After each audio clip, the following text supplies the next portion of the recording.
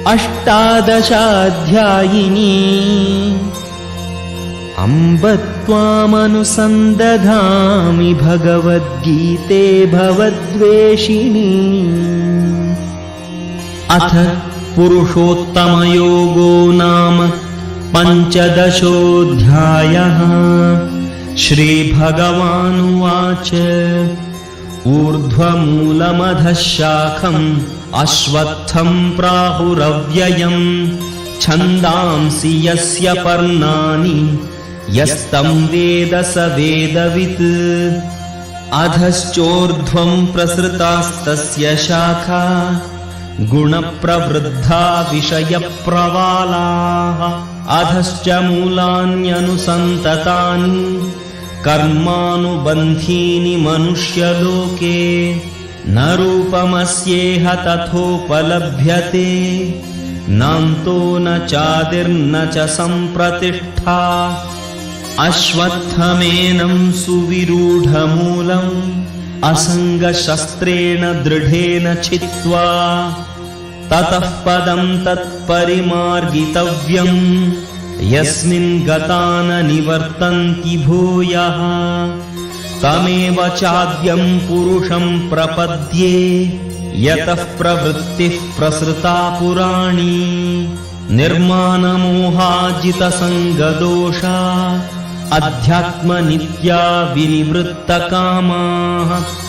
द्वन्द्वैर्विमुक्ताः सुखदुःखसञ्ज्ञैः गच्छन्त्यमूढाः पदमव्ययं तत्।